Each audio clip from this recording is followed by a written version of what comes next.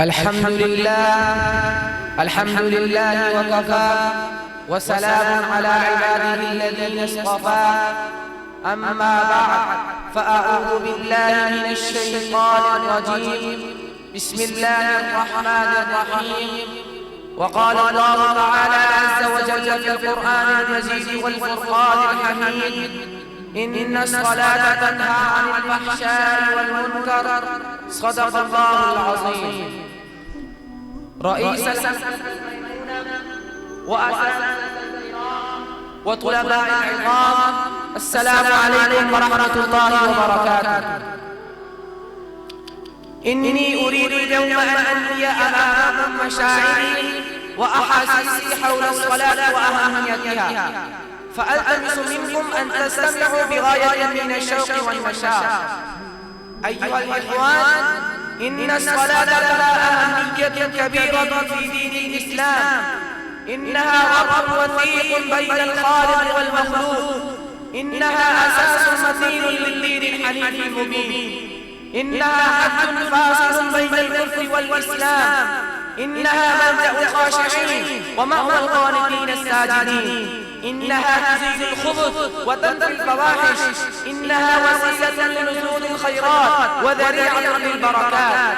إنها تروض النفوس وتنور القلوب وتهذب العقول. إنها تشعل نور الهدى ومصابيح الإيمان. إنها تعود القلوب للأفعال الحميدة والخصال الرفيعة، فتغض البصر وتنهى عن الفحشاء والمنكر. إنها تؤثر تأثيرا صالحا في قلوب المسلمين ونفوسهم، ولها سيادة على الأفئدة الهادية، ولها استثقال غالب على الأفكار التائهة، ولها رئاسة جسيمة على الشهوات الداخلة الدنيئة، ولها سلام على الأرجاس الخلقية، ولها منع قوي عن الشيطنة السائغة في العالم كله الذي ليس لها عيال مؤثر عند الحكومات العالمية والقوانين النافذة الغالبة. أيها الإخوان، إنها تؤدي دورا فعالا في بناء المجتمع المثالي البناء. إنها تؤدي دورا حقيقيا في تكوين الشخصية النبيلة. إنها تؤثر تأثيرا كبيرا في نشر النفحات الإيمانية. إنها تعلم الدرس الحقيقي للمساواة، فيقوم السيد ومولاه والخادم والمخدوم في صف واحد، كما أشار إليه شاعر الشر: في صف واحد قام محمود وآيات. يا أيها البررة، إنها تهدم الصوارق المزعومة الخيالية. إنها تتحدى الآلهة الباطلة والفراعنة الجبابرة والطواغيت الباغية. اللا وقوع إلا لله الواحد القهار، اللا سجود إلا للجبار القدير، اللا قنوت إلا للرحمن الرحيم، اللا خشوع إلا للرب الصمد الذي لم يلد ولم يولد ولم يكن له كفوا أحد. إنها معراج المؤمن، فهو يعرج بها من العالم المادي إلى العالم العلمي الاستصفاء، وينتقل من دار الدنيا إلى دار الخلود والبقاء، ويتحرر من الآلات المتفرقة إلى حقوق القدس والجبروت، ويفتخر ساجدا وبكاء ويقول: إن صلاتي ونسكي ومحياي ومماتي لله رب العالمين.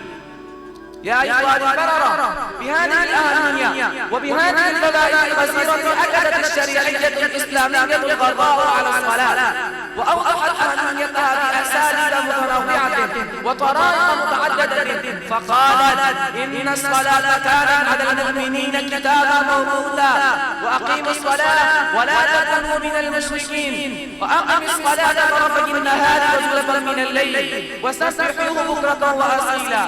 ومرت الأحاديث النبوية حول الصلاة كثرة وكاثرة، فيراقب حبيبنا وشفيعنا فيقول: قرة عيني في الصلاة. الصلاة معراج المؤمن. لن يلج النار أحد صلى قبل طلوع الشمس وقبل غروبها. من صلى البردين دخل الجنة. من صلى صلاة الصبح فهو في ذمة الله. الصلاة أحسن ما يعلم الناس، فإذا أحسن الناس فأحسن معهم، وإذا أساءوا فاشترك إساءتهم، ولو يعلمون ما فيها لآتوهما ولو لبوا.